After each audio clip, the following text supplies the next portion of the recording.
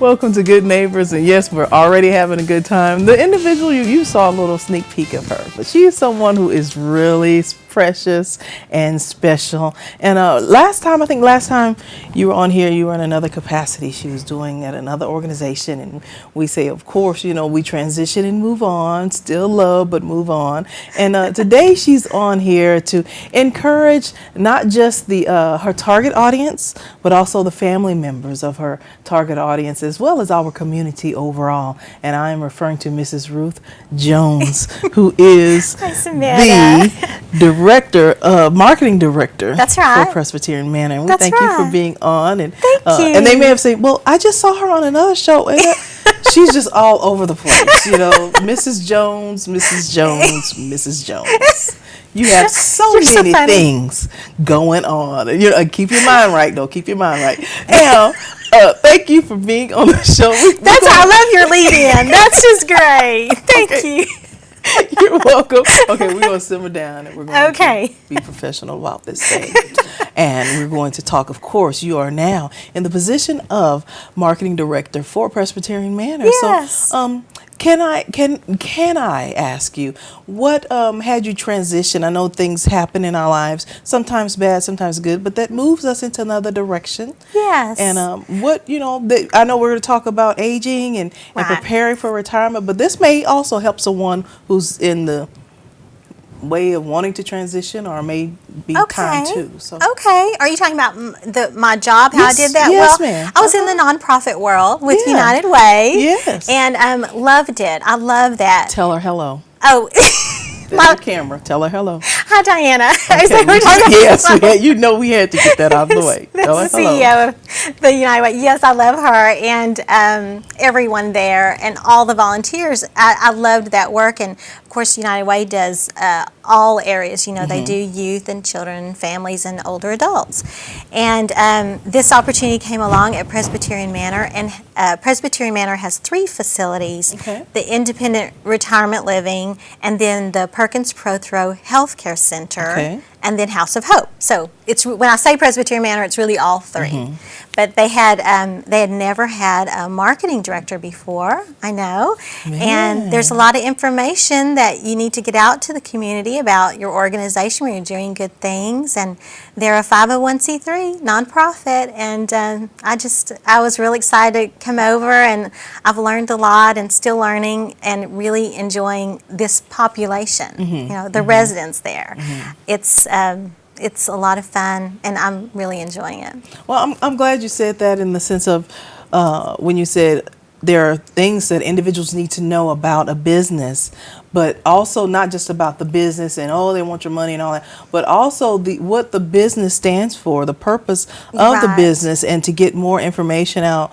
And of course, we're talking about aging and retiring and what preparing, not just the individual, but also the family members. And sometimes, and some people may say, oh my God, what is she saying? Publicizing the organization may sometimes get in the way of publicizing the purpose of the organization. You're right. I think that happens a lot. I think you're right. And you have to when you're making decisions, whether it's retirement or anything else, it is good to do your research and find out what reason did they start? Let's go back to the roots, and have they gotten away from those roots?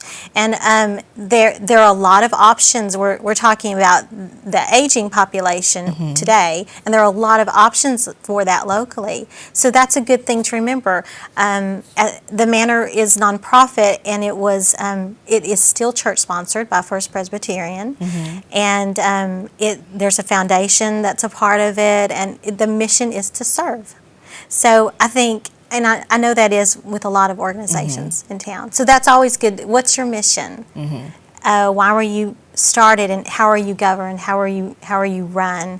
And then you start to really kind of find out what's behind the scenes. Because that's going to drive the organization. Definitely. It's like your show here. I mean, are you here just to be on, or no, Lord. No, you're not, because there's a purpose behind it.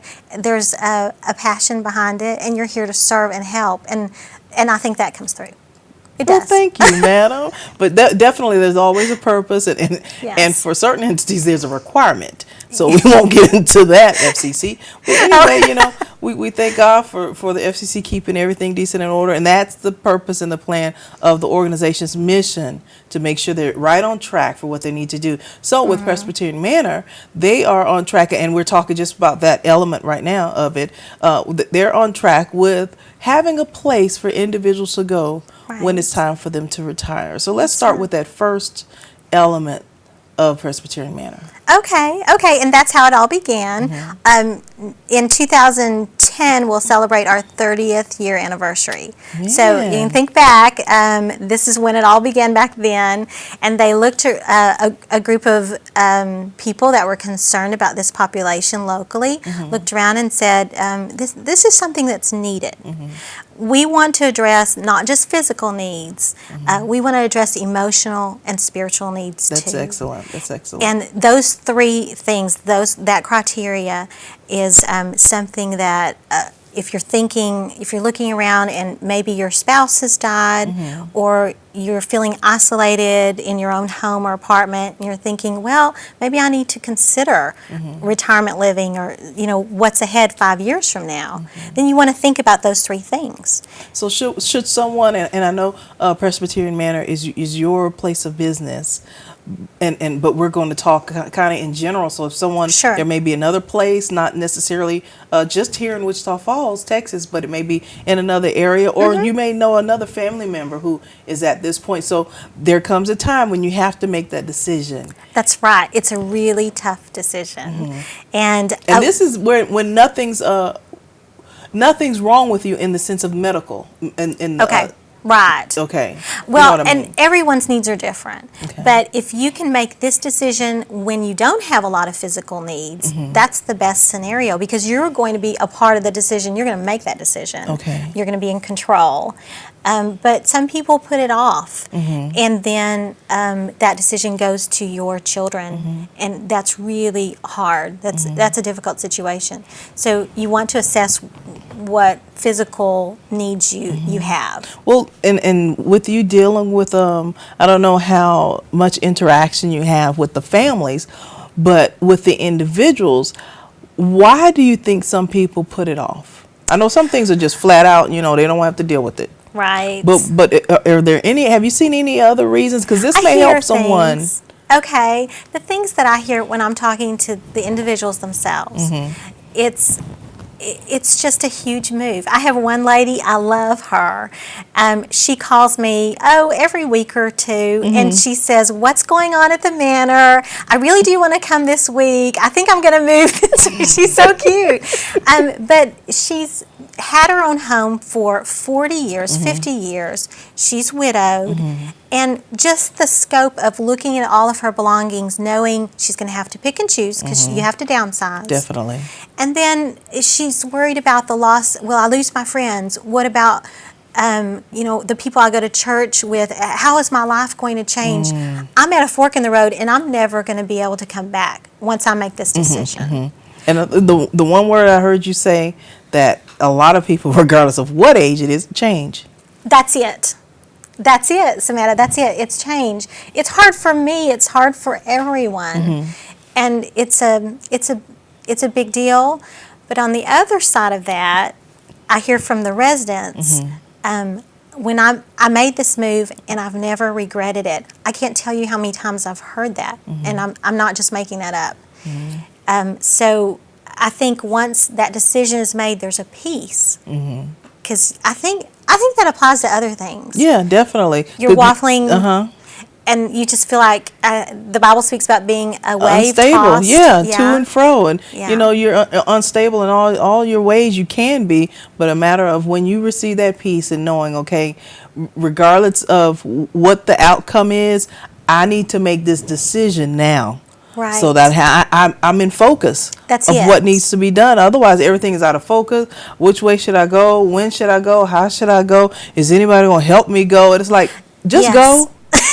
I'm not trying to be insensitive, and people be like, I can't believe she said. But there comes a point where you have to tell yourself, you know what? I just need to go. Like you need to go to the bathroom. Just go. Just go. You don't want to wait until someone has to take you or make the decision Thank for you. you. Thank you. And do everything else for you. That's real.